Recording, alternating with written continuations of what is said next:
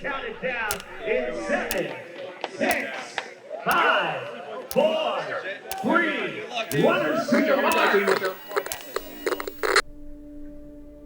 Oh, man.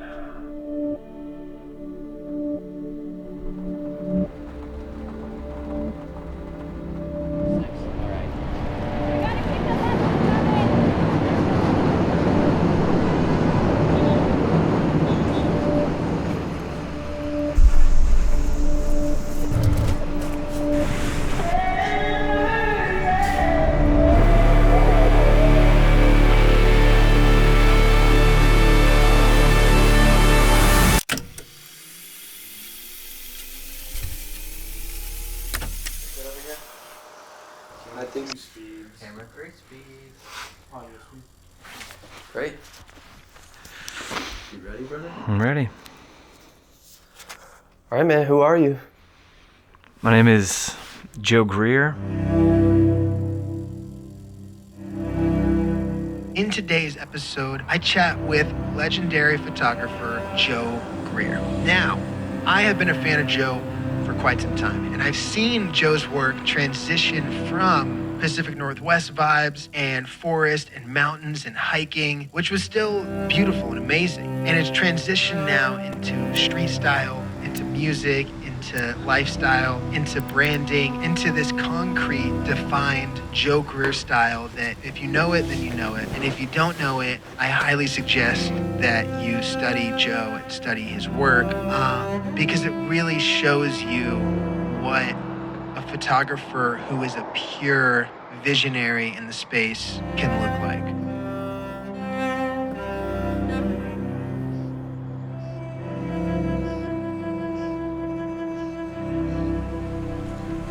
It's hard to put into words how really unique and incredible Joe's work is, but once you see a Joe Greer photo, you know what a Joe Greer photo will look like.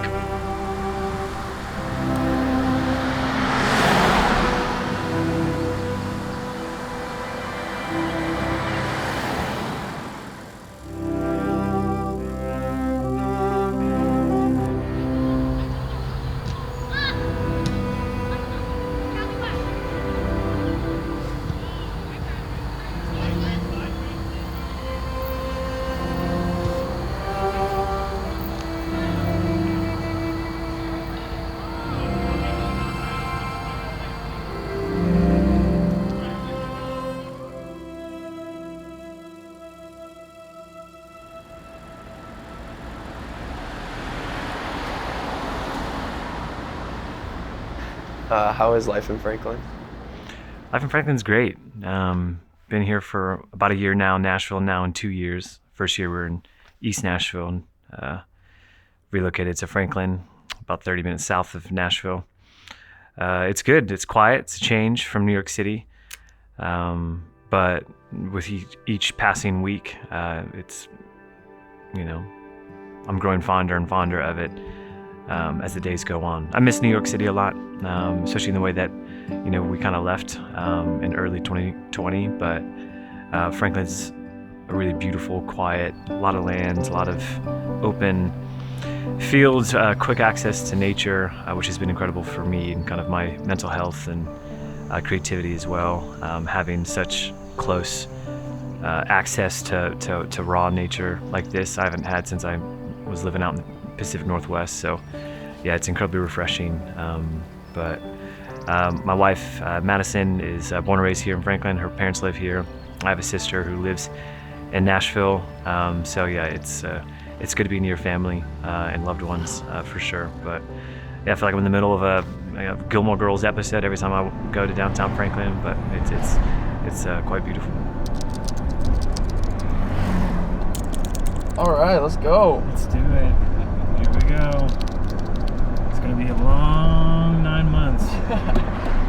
There's still time for you guys to take it back. Jump in your cars, turn around, and drive back to Chicago. He was kind of looking for some mentorship and coaching, if you will, and kind of had this vague idea to run a fall race, but I don't think it had formulated yet to be like New York City Marathon in the capacity that it was. And so we kind of worked on some coaching and didn't really know what I guess for lack of a better word, what he was capable of. So a lot of the workouts were kind of up to him to like steer that ship a little bit, run what paces he did. So he put him in a couple of time trials and got a better idea of where he's kind of like starting to circle around potential. And then we just kind of worked our way up in that.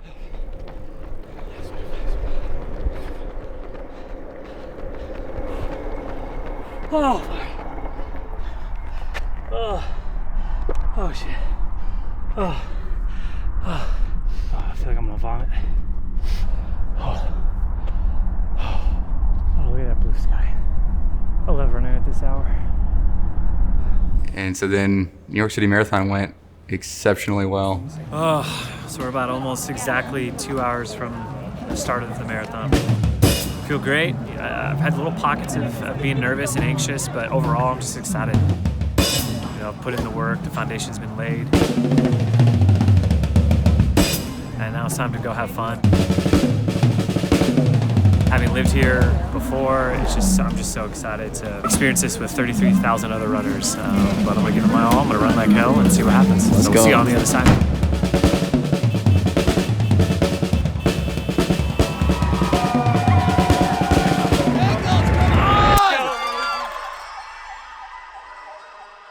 I had a lot of anxiety surrounding the New York Marathon.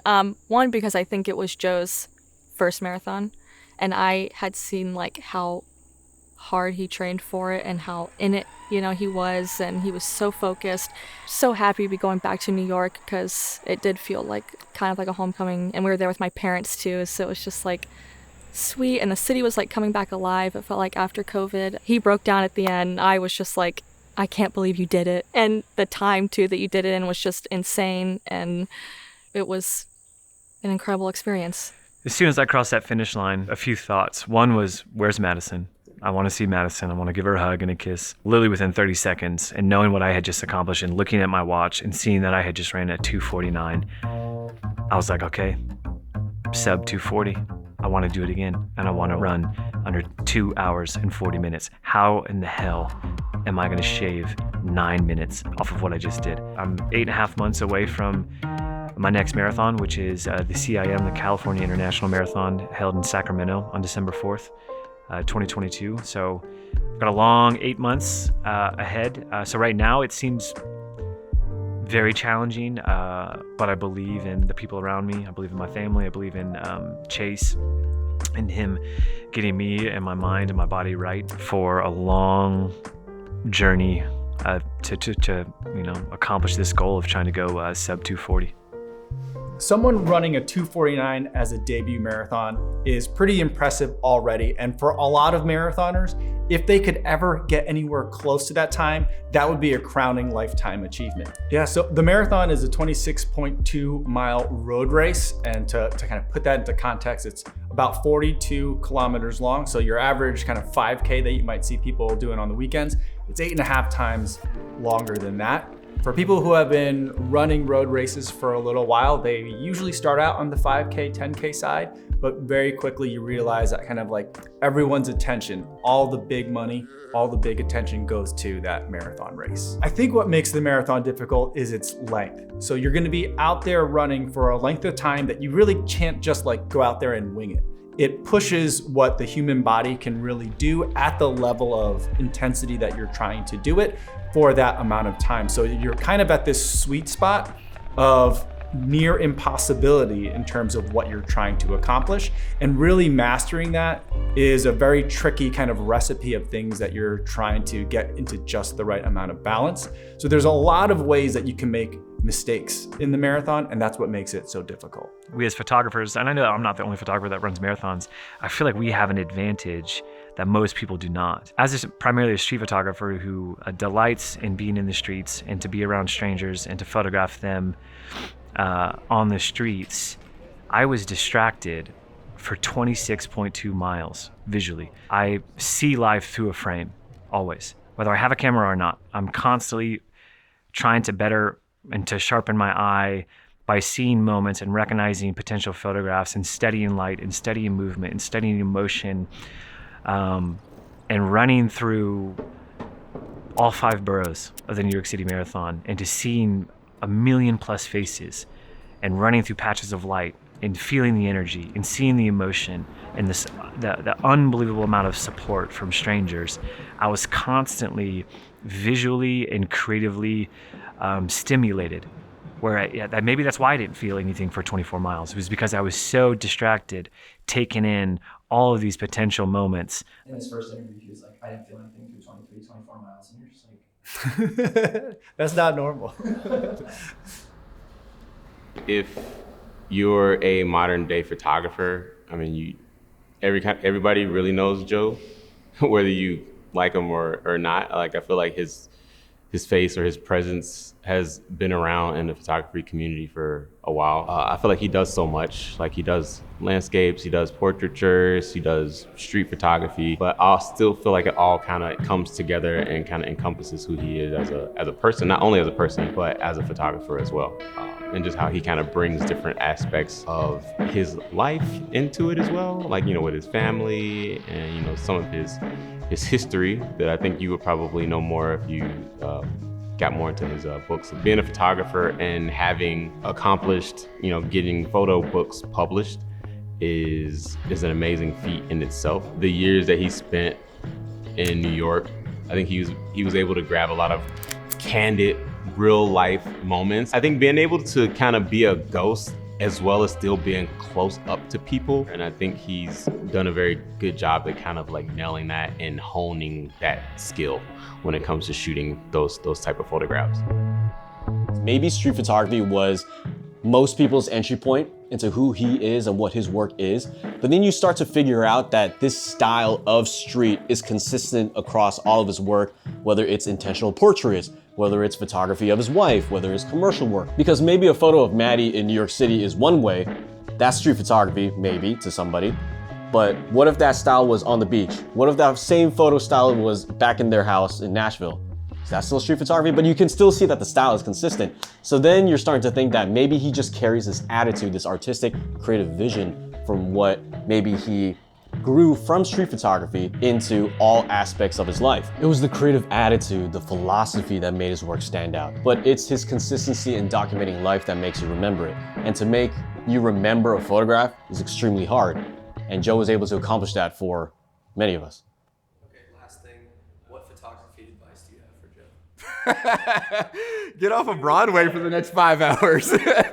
Yeah, I mean, like, if he spends like the long run and then goes out to Broadway from like 10 p.m. to 3 a.m., I mean, like, yeah, you're gonna get some really rad shots, but like, you're gonna run like shit the next day. So, yeah, he takes good pictures, I don't, so I'll leave that to him.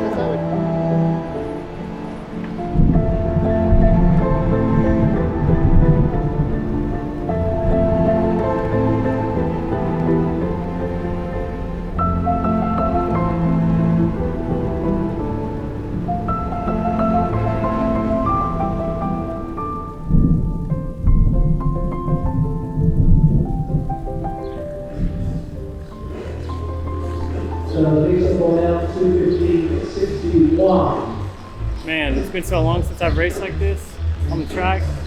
I feel like the biggest part of it's a mind game right now. Trying to calm my nerves, calm my mind. Legs felt weird on the warm-up, on the mile warm-up. Oh man, like those pre-race legs. I definitely haven't felt that in a minute. Also, I just want to enjoy it. Try not to. I think the biggest thing for me is like trying to enjoy this. Have fun. My family's here. Enjoy the competition.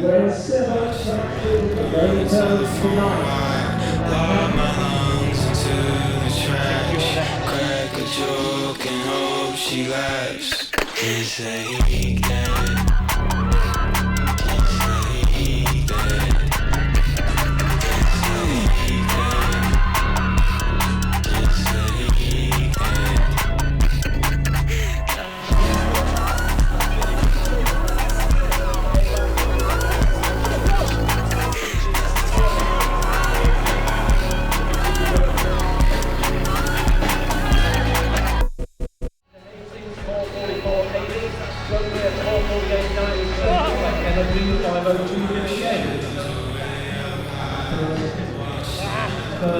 I got put on an island after lap 1 by myself the whole race.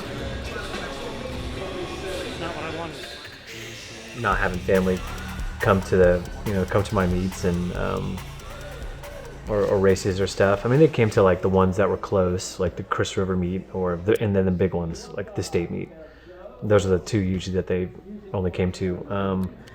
But it was fun, it is, in the moment it sucked, but also it was like, there was a great camaraderie within the team, and there were a lot of my teammates' parents that were heavily involved in the team, so, and then I had, Coach Byrne, just an awesome male figure in my life, to where, I didn't feel alone, but, when I was like winning races and stuff, and it was just, always dreamt about what it would be like to have them there in the stands, hearing them cheer me on through that, but we had a big family, and travel happened often for my dad and his work stuff, so I get it. I heard you.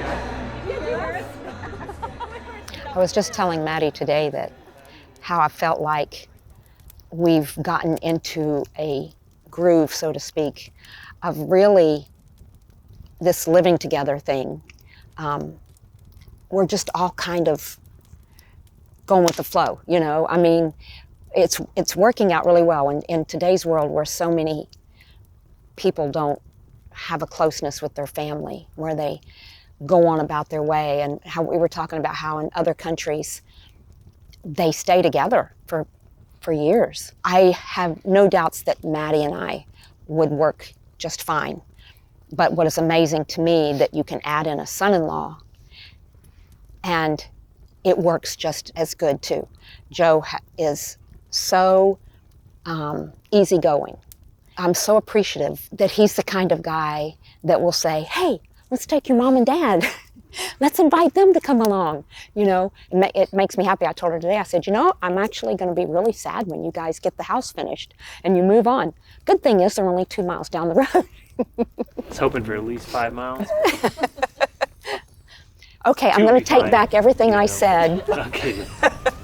We'll be very thankful for, especially when kids come along someday, to have in-laws close and family close. We're going to definitely be thankful for that. To me, at the end of the day, family is everything.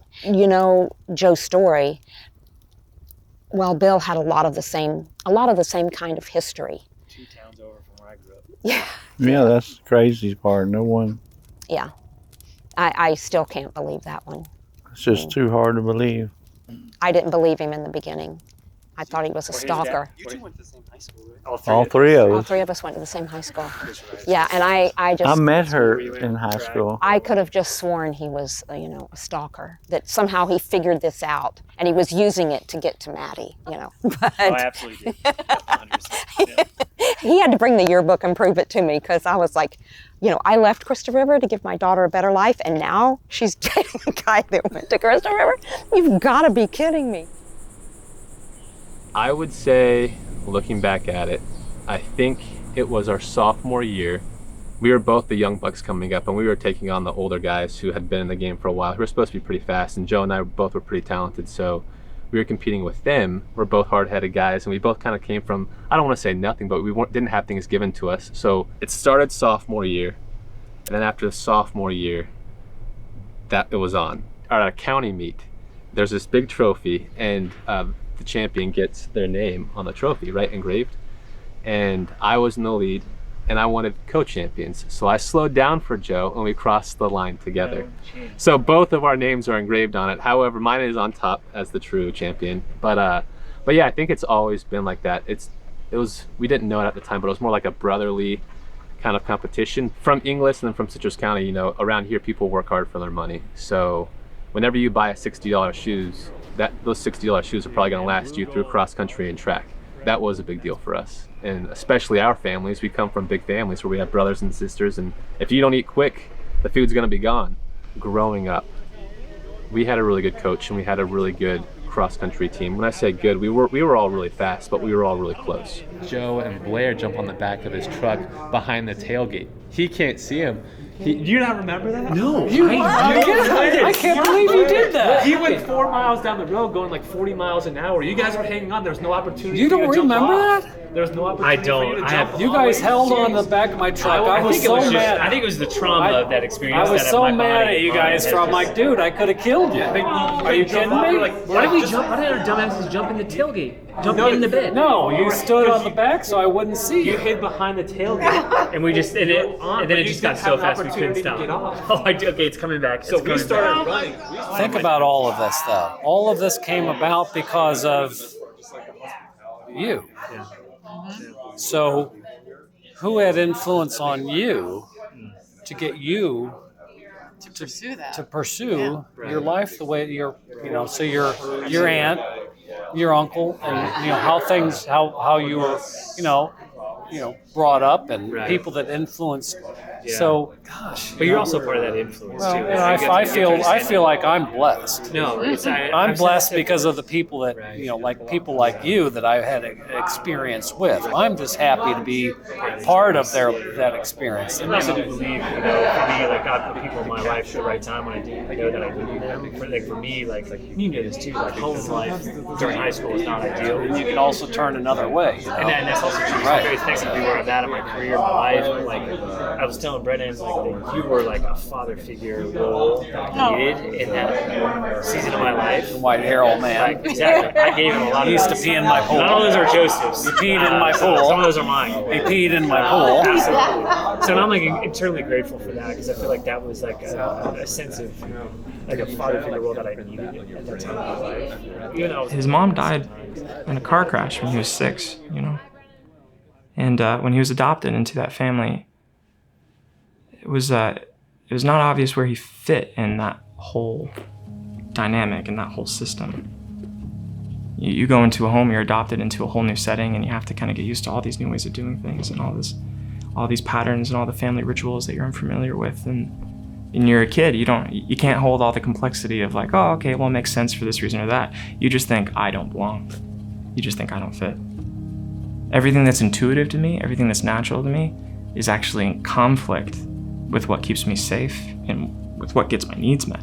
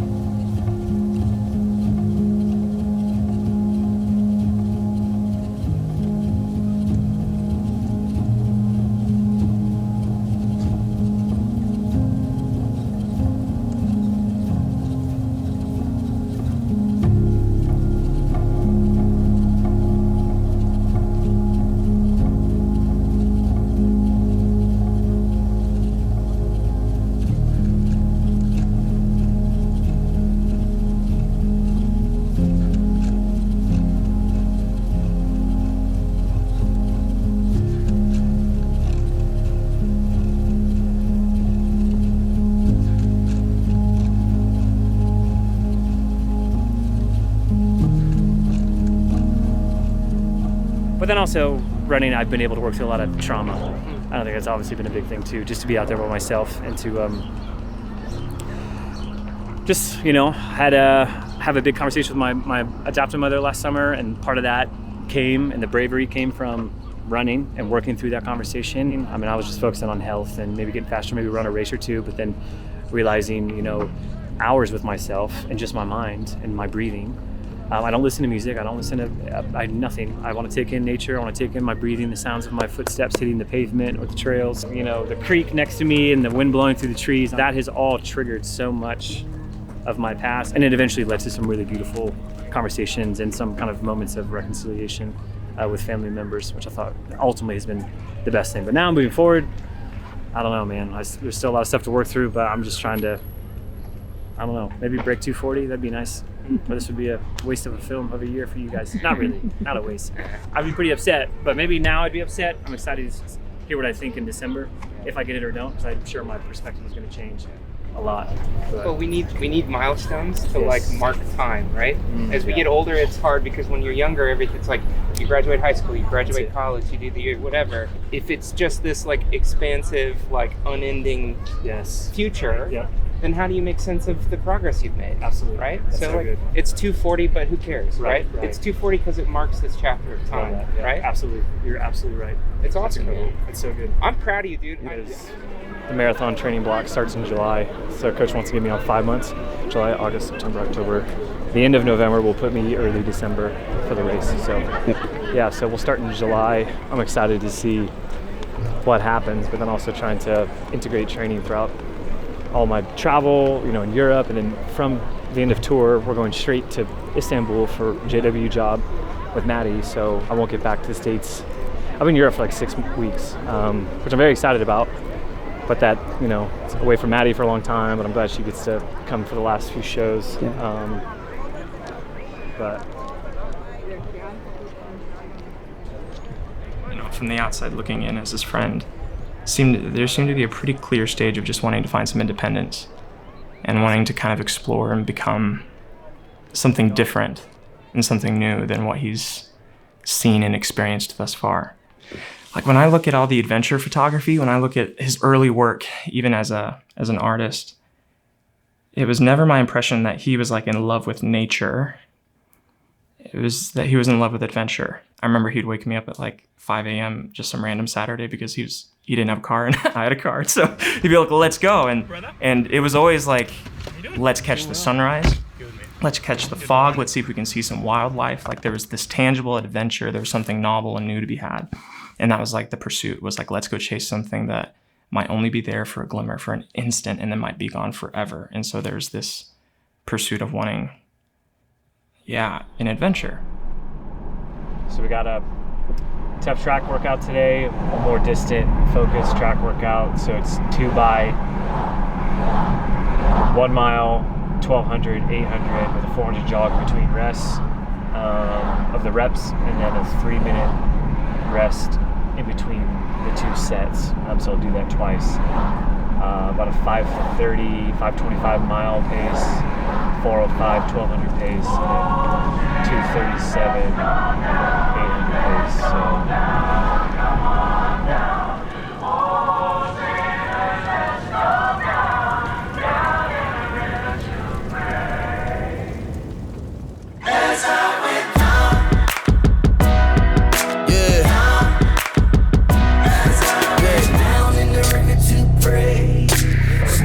About that good old way, and who shall wear the broken crown? Good Lord, show me the way. Oh, brothers, let's go down. Oh, sisters, let's go down. Let's go down, down to the river to Greiss. Oh man, incredible workout, very tough.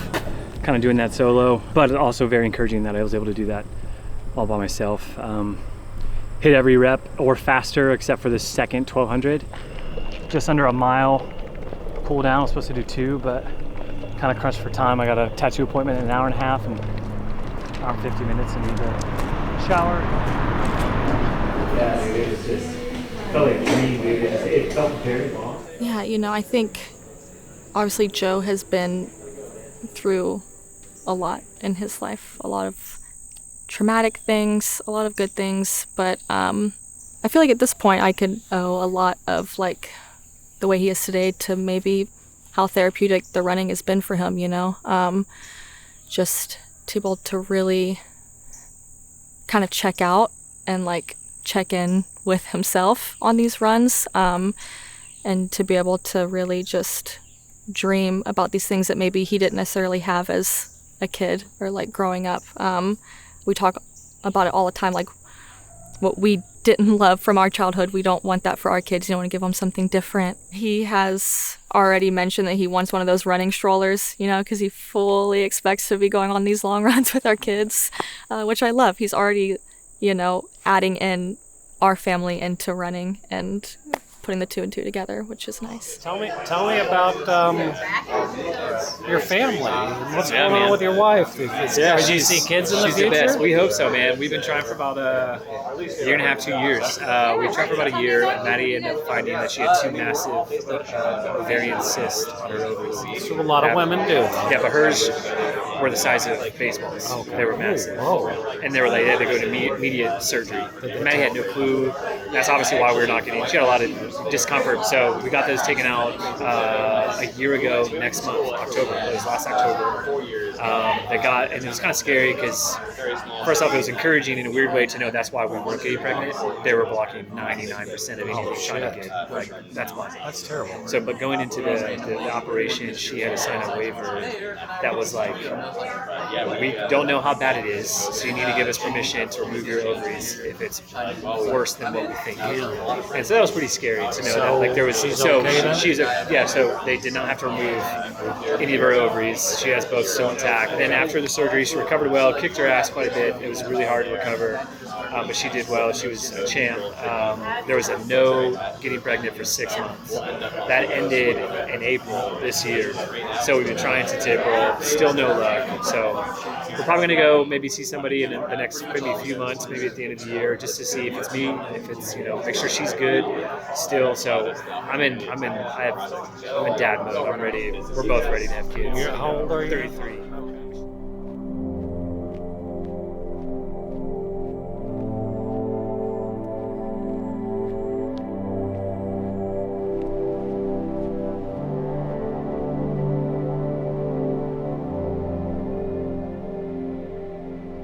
Honestly, it's been something I've been thinking about for years.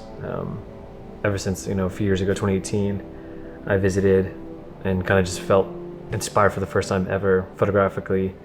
I always thought, man, it would be so cool to kind of do a little film or something here in my hometown. And so I think it was just years of wanting this to happen, and to know, you know, as we left, you know, Polk City, heading towards Crystal River and Inglis, you know, being about an hour out, it just got so real so quick. And there was a lot of unexpected feelings. I think a lot of it was just, nobody has ever seen where I'm from aside from Maddie. So I think the fact that it was like, bringing a whole crew to where it all started for me, were a lot of good memories, but more kind of unpleasant ones. You know, there's just, heavy moments of just embarrassment, of like where I came from, or not something I'm proud of, but I'm also very thankful that I got out and that, you know, I am where I'm at in my life and my career. So it's very beautiful to look back on that regard. Yeah, super heavy. Just feels kind of like almost like even like a dark spiritual undertone to it too, or just undealt with potential trauma there, I think. If I'm in a weird headspace for the next few hours, that's why. Of course. But I also feel bad because I'm not trying to like waste y'all's time. Yeah, and it's getting me pretty emotional as well. So I'm just, I want to respect this process because I believe in it, but I'm also, there's a lot going on. Yeah, keep it rolling unless I say so. And it's just keeping a low profile too. It's just like, I don't know who I'm gonna bump into. If I bump into my dad, it's a small town. That's not something I'm looking forward to. So there's like certain things where I'm just like, I'm tense about. So I just try to keep a low profile. But yeah, once I got there and drove through Crystal River, made it into Inglis. This oak tree, it's like in the front of our property.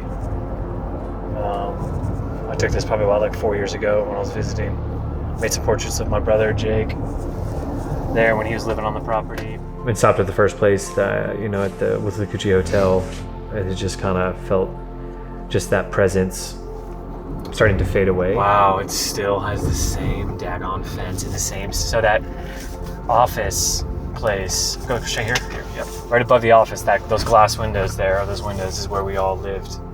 6 of us, 6 kids, and 2 adults. So 8 of us were upstairs. I think a lot of people have different things in their mind when they think about trauma and what trauma is. For some people, they think it's like reserved for folks who've been to war or have maybe experienced like human trafficking or have been through like this really intense amount of abuse or something.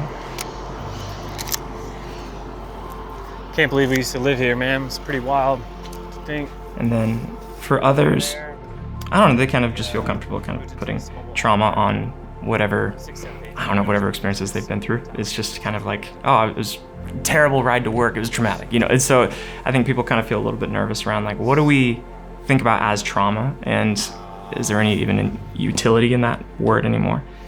Those Razor scooters, remember those? The Razor scooters, those had like just come out when I was in like middle school. It was like a big thing, so I got one, and the amount of times I'd come down this lane or around the whole park, man, hitting these speed bumps.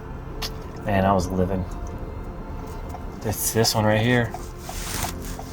Holy crap, this is where we lived. That was Austin's trailer. That is unfreaking believable. Yep, me and the boys' room was in the back corner, and my parents were right there, and the girls were there in the middle. There's a massive forest in the backyard as well. This field in between here felt so massive as a child. I cannot believe how small it is. I'm actually blown away. The way that I think about trauma is that it's an overwhelming experience that inspires actually a way of interacting with the world that has a couple different qualities to it. One is that it's self-reinforcing, which means that even if it's a bad strategy, even if like the way you're responding to the world isn't actually producing anything positive, you don't really notice, and it kind of just loops out into the future until something intervenes. And then the second part is that it's really kind of centered around fear and avoidance. So yeah, running started here in middle school, and kind of like in high school, it's the same situation. That's the thing about kind of these strategies, these coping mechanisms that are inspired from an overwhelming event, is that they're really about getting away from something. They're not about what you're moving towards. They're not about anything meaningful that you want in life. It's more about what you don't want to be in your life. You don't have to pull, because the church is right next to it. They run a pallet business while they've built a freaking wall fortress. Oh, they're literally burning right now. Oh my God, I wonder who is there. Oh, they got the truck there and everything. Oh my God, who is doing that? Yeah, pull into the lot. Oh. But also there's still so much layers of trauma that I had not dealt with, and possibly still haven't, from being adopted, losing my mom, and then thrown into a new family structure that I was not born into. And there were a lot of beautiful moments in that, but there were a lot of just suppressed emotions that I had just been for years and years and years just burying, like changing my middle and last name to Scott Greer so that I didn't stand out. And how my adoptive parents didn't want me, I remember them like pulling me into a room and making sure that I started calling them mom and dad and not uncle and aunt, and how they didn't want me to tell anybody at school that I was adopted, and just like little things like that I just had that was so natural for me in a 5, 6, 7, 8-year-old mind to just share that information. How he remembers me is being this, very outgoing, class clown, joking, kind of free-spirited, very extroverted individual in high school. I couldn't be that at home. It was very suppressed. So school was my escape to truly be exactly what I wanted to be. They're literally burning under that tree of the photo that I just showed you. They're burning their pallets and underneath stuff. The exact tree? Exact tree, yeah. That's where that flame was coming from. Oh my days, dude. All right, let's slow down for a second, because I gotta figure out if I want to try to stop in the front and see if my dad is there or not.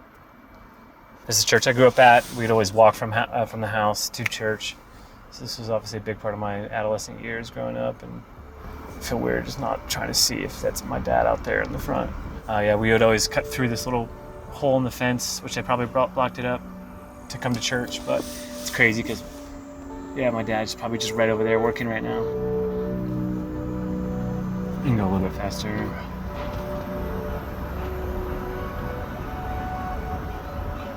Yeah, he's in a freaking semi-truck, or somebody is. I don't know if that's him or one of his workers. You can park here. And then the house is just was back behind all of that forest back there. But I remember him telling me, he's like, hey, I think my parents left me some money. You know, went to Liberty University to try to run cross country and track and to walk on the teams there. And I get a call in 2008 on Easter morning from my grandmother, you know, asking, you know, if I'd received the money. I think my parents left me like $1 million.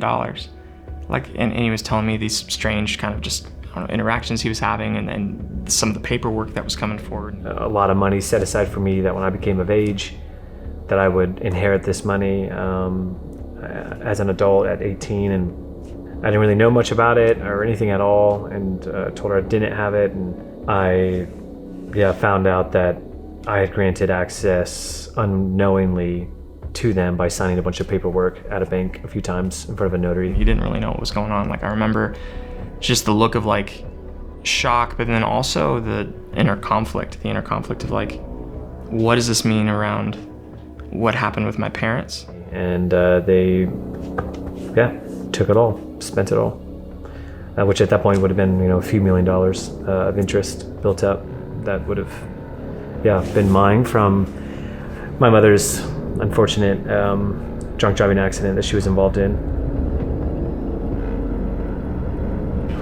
Okay, sounds good. That's a church I grew up going to. This is the house and the land that I grew up at. My dad's back there working, I think. That massive fire pit. Pretty sure that's him on that machine. That's wild. Oh, should I go say hey?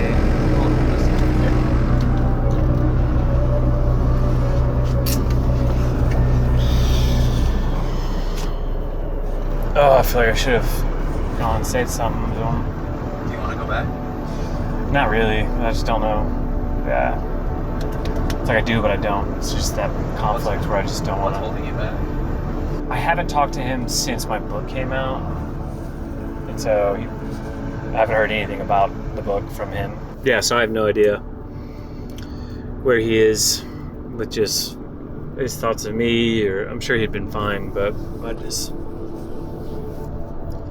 that's not something I want to explore, especially with you guys around. You know, I have no idea how he would respond or what his vibe would be.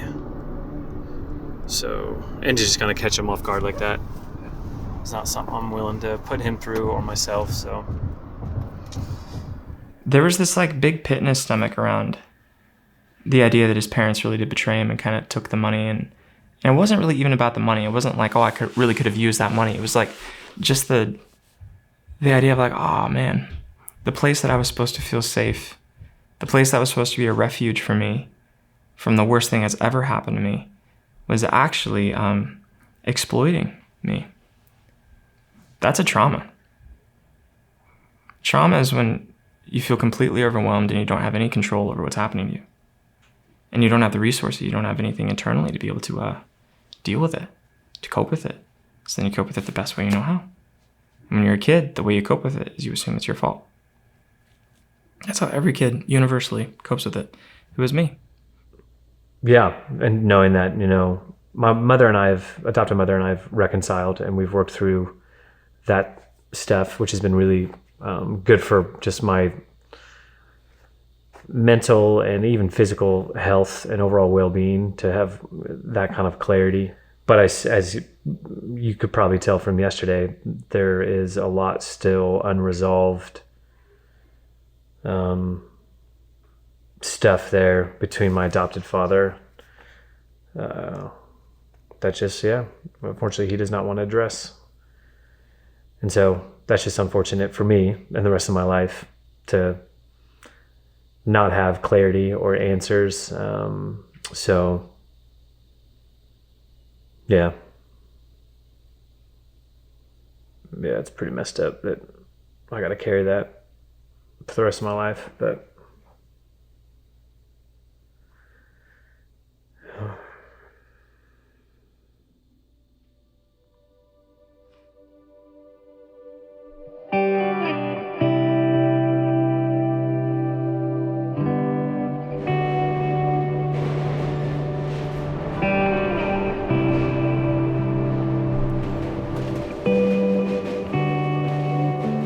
that month of travel that I had in October, where I was in New York City for 8 days, I had 2 workouts that were pretty much identical. 15-mile workout, 14 of those miles were at that, race pace, 6 flat to 5:45 threshold, and it just all clicked and became comfortable and easy. I was able to complete the entire workout without stopping. I was like shocking myself. And maybe it was a part of just me. I love running in New York City. I love running in Central Park, getting up early at 5 a.m. There's not a lot of people out. There's just a bunch of psychopath runners that get up at ungodly hours. And so it was really beautiful to be in the city while it was waking up.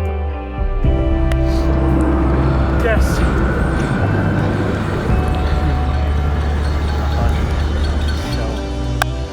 Freaking stoked, man. It's been, I'm just incredibly grateful just to be living and breathing and happy and have found peace, because I feel like my story gives me an out to just be angry at the world and to be mad and to be ruthless and to be dead in a ditch somewhere even. So I'm eternally grateful for just God's provision in my life, and overlooking me and putting people in my life at the right time when I needed it, like Coach Burns, like a brother, like Brennan, giving me my siblings, and then meeting my father as an adult, and then meeting my sister who I had no idea existed, and then meeting Maddie, and then her parents meeting God sent.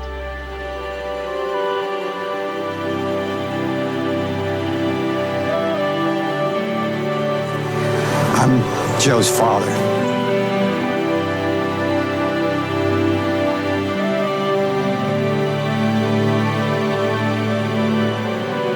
When he met his dad, there was a lot of warmth initially. There was like a lot of, wow, okay, he took photos too, or, there's different parts of his experience that really felt like things were clicking into place. But the shadow that kind of hung over top of all of it was like, why did you never reach out to me? Why did you never tell my sisters I was there this whole time? I think the part I remember Joe being so shocked about was how old he was. And there was a bit of loss in that. There was this really sweet moment where his sister came to him and was like, oh, if we would have known that you were there, we would have adopted you. Which was sweet. And so heavy. Growing up in a world where he wasn't loved, valued, seen, protected. That there was this home his sister was ready for him, and he didn't have access to that. And then when his father died, there's a lot of gratitude that he got to meet him, because it was so soon after.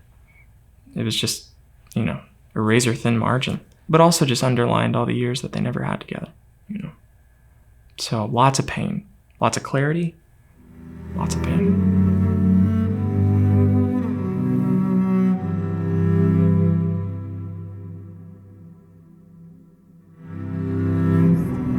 Felt unbearable at times. It's a blur.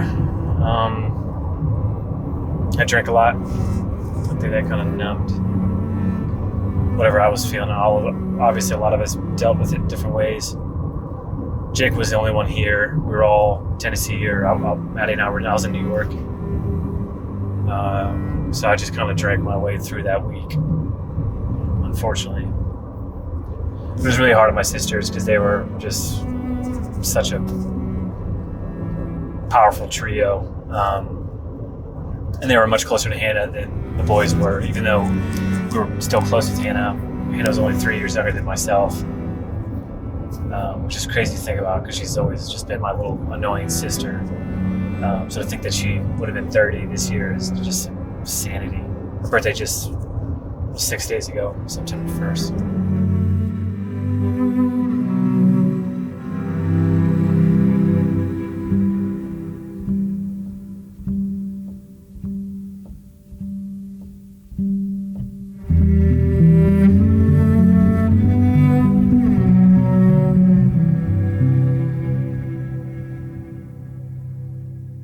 You know, when you go through event after event like this, it's like the betrayal, meeting dad dying, and then Hannah, it's like, am I ever actually gonna try to open myself up to let anything warm in again? Because everything that seems like it could be the thing that fills just all of this hurt in me is immediately just yanked away and then leaves even a bigger hole than before. That's a testament to the Joe we're looking at now.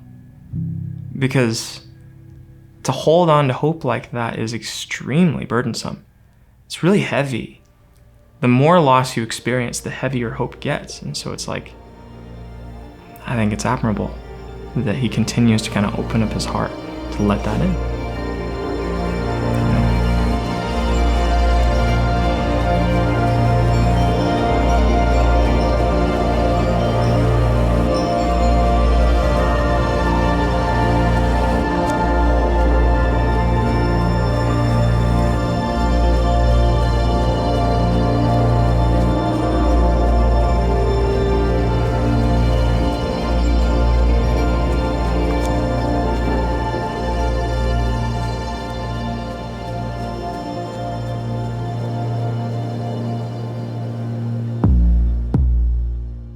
I brag about him. I brag about his books.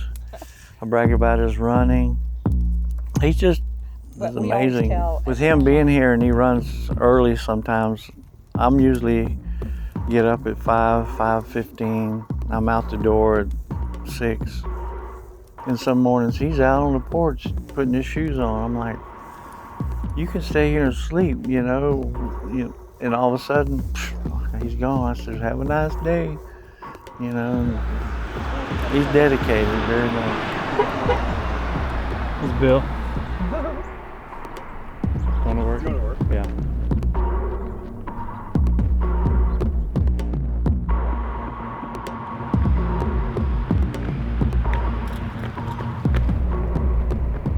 I feel like I could be as emotional with this marathon as the last one, but I don't know if the last one was just because we were in New York City and it was his first, and you know, but I don't know, I think he's gonna kill it.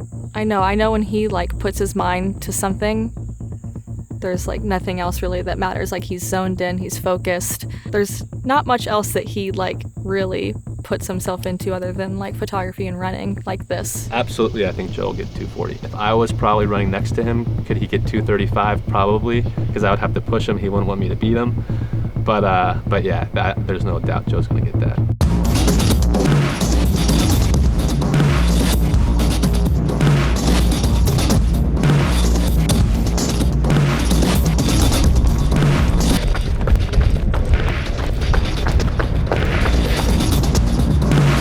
It's going to be a stretch, like there's no doubt. It just sounds silly, but I'm a little afraid to underestimate him. For him to come in with the initial goal of running sub-3 and for him to completely blow that out of the water, it's doable. It's really doable. But I'm not going to put a number on like what I think he can do because he'll surprise me every time. So.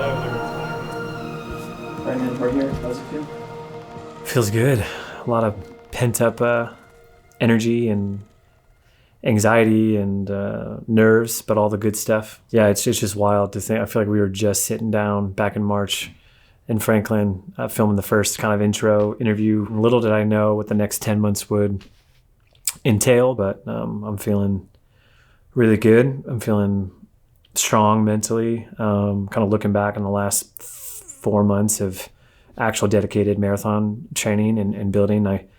I'm proud of the work I put in, but I'm fully aware of that this distance cares absolutely nothing about how much work you put in. It doesn't care about how many workouts you missed or what your story is. Or so I have utmost respect for the marathon distance and what is required to go through it physically, but also mentally. But also I'm a realist and understand that it couldn't be my day. It could not be my day. So I'm prepped for anything, and I'm prepared for whatever shakes out. As a psychotherapist, are you going to your clients and putting that on the table? Are you considering forgiving them? I think kind of like trauma, everyone has a different word in their mind. They think about trauma. It's like forgiveness means a lot of different things to different people. And I think the reason we have such an allergy against the idea of forgiveness is it mattered. And like, forgiveness kind of feels like we're just saying, oh, okay, fine, whatever. Like, it didn't really matter that it happened. It's okay. Like, I'm letting you off the hook. And then it feels like I either get justice, I either feel like I get to hold intact the reality that something really awful did happen, or I have to almost let that just kind of fade away into the background and then have this kind of forced, moral-assented, okay, you're forgiven. It just doesn't stick, and it doesn't feel like it's authentic at all. I think forgiveness can't come until you've actually released the burden of the trauma that, I don't know, that was really imposed on you when that overwhelming event happened. Forgiveness is a byproduct of healing. It's not the actual agent of healing. When we are holding on to resentment against somebody, it's actually a form of dependence, because what I'm doing and holding this resentment is there's still something you need to do to settle something in me. I'm in anguish. I'm still hurting. I still have something that is in pieces, and I'm waiting on you to put it back together. Well, is that person who hurt you, are they the most trustworthy person to put that back together? Maybe that's the least trustworthy person you could imagine, because they're the one who pulled it all apart. They're the one who left the damage. Why in the world would you entrust them and wait on them to put everything back together? The wound already happened. That was in the past, and the past is gone. There's no refilling that balance emotionally. There's nothing they could do in the present that would actually fill it up. The only way that's filled is by you taking the responsibility to fill those accounts as they exist in the present on your own and in relationships in your life that are trustworthy here and now. And so forgiveness is the process not of releasing someone, like letting them off the hook. It's more like I'm releasing the compulsive desire to have you fill what you took away. I'm no longer depending on you to heal. I'm no longer waiting on you to be the dad that I never had. I'm not waiting on you to be the mom that you should have been. I'm not waiting on you to be present in places where you weren't, because those moments have already passed. I'm going to be present right here, right now, in the things that are meaningful and what's on my plate here in the present. I'm going to be here, present now, in the relationships and the domains of life that are meaningful to me. It's that personal responsibility, actually. It's stepping into your own that is the catalyst of forgiveness. And that happens actually after you release the burden.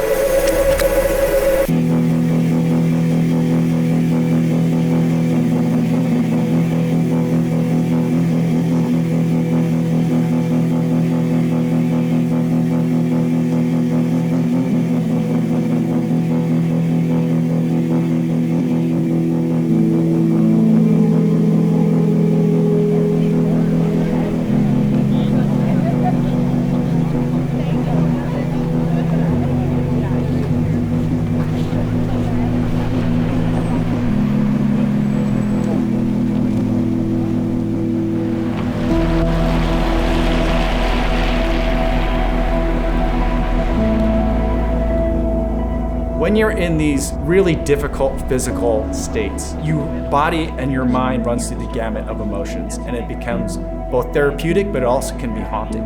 Because all these things that you may not even realize that you're carrying with you suddenly come bubbling to the surface. Yeah, it's pretty tough.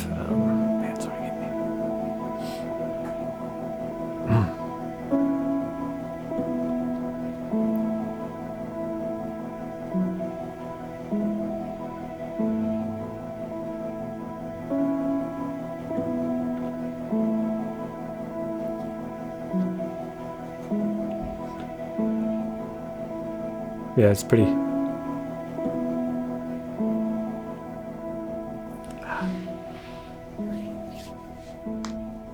Yeah, it's pretty tough. Her not being here. But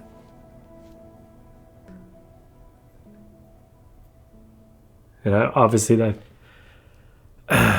goes back to like when we were down in Florida, and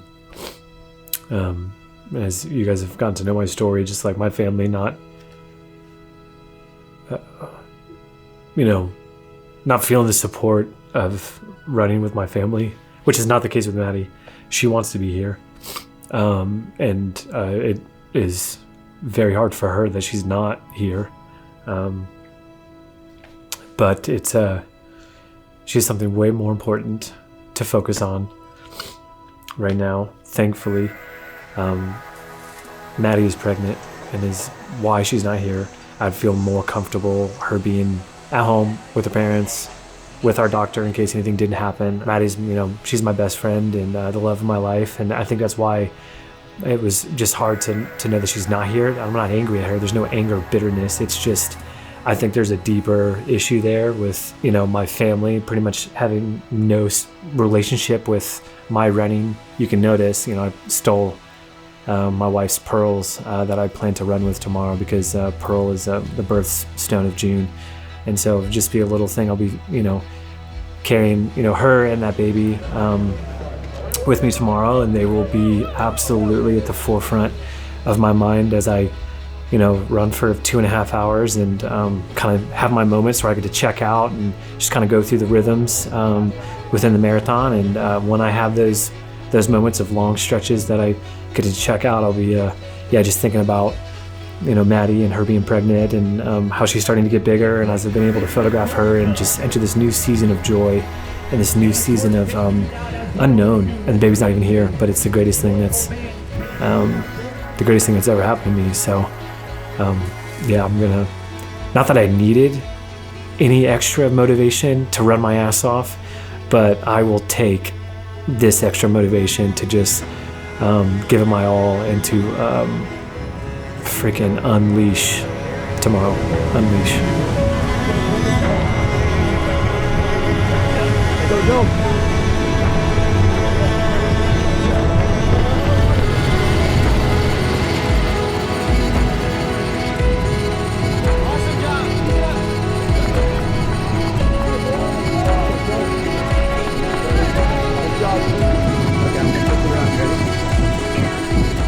I've been thinking about being a father since I was a kid. Like, I never was that guy that never wanted kids. I've always,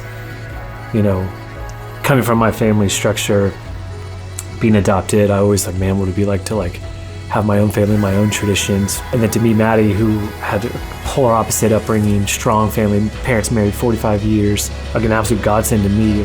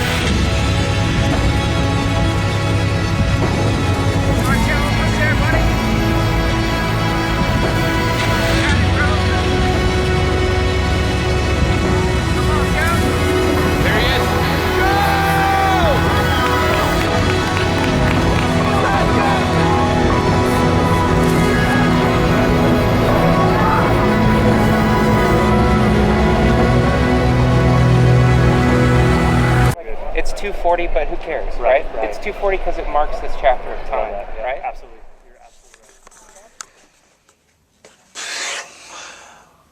So, Maddie's water just broke. She's about 3 weeks early.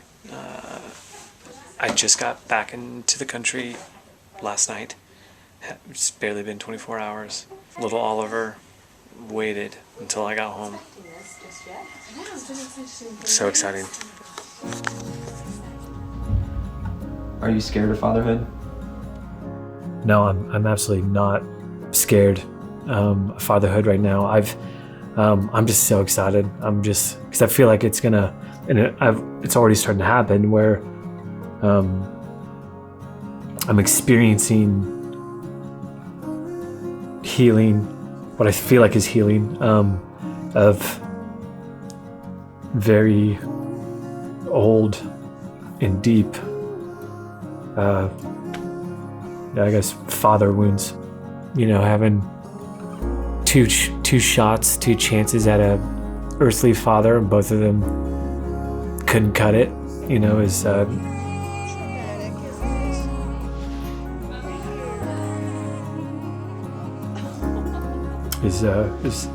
not ideal, but I think what's incredible about that is that I have a perfect blueprint of what not to do. This adventure photographer that would go on all these wild trips and see all these incredible things, I just think that Joe would have given anything as a kid to be able to have his dad take him out and do all that stuff. And then, you know, this elusive artistic wizard, you know, street photographer that's just hiding behind the corner, capturing these beautiful things. I mean, have you seen what he's photographing? He's photographing old men. He's photographing mothers and their children. Like, when you look at his subjects, he's looking for memories he never got. From a very objective view, if I look back, if I take a step back and look at my own body of work and what I make and what I am drawn to, a large portion of it, and how I've seen people respond to my work, whether it's DMs or I meet people in conversations or whatnot, is how people feel emotionally connected. There's this sort of redemptive arc that he's creating for himself. Not redeeming himself of what he's done, but sort of redeeming things that have happened to him, things that he lacked in his childhood, things that he wished that he had, and now he's creating this entire universe through still photographs and through video and through all this creation, because this is his effort in bringing something to other people that he really longed for when I guess he was growing up. So I feel like, no, man, I'm not scared at all, because I'm not like my adoptive father, and I'm not like my biological father.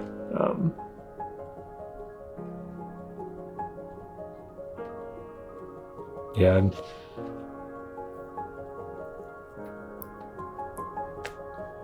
I think what's exciting is that what happened to me will absolutely not happen to this child.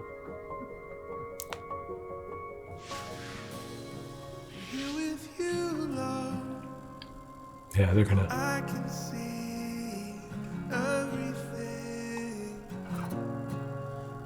I'm gonna be that. I'm gonna be that dad that's just gonna be gushing over my kids too much, and they're gonna be embarrassed when the kids are around. That's gonna be me. Bring it on, dude. I'm ready.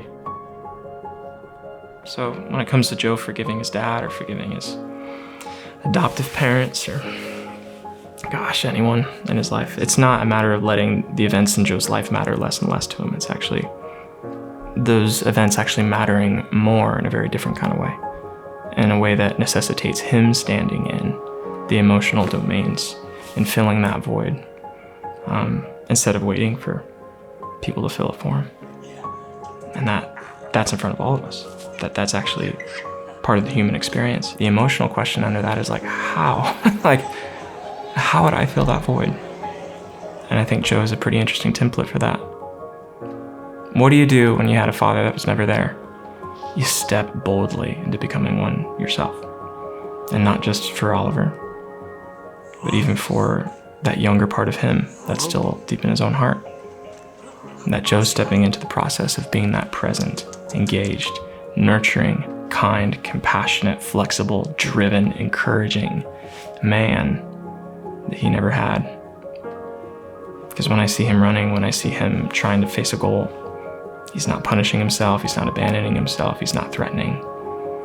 He's acting with a sort of paternal energy that's putting things back together. Hi, baby. Hi. 236, 47. We saw. That means you can run it in your front foot.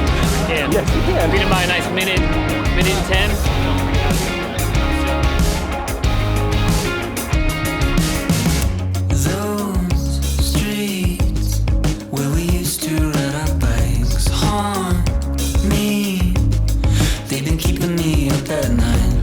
Hearts are cold.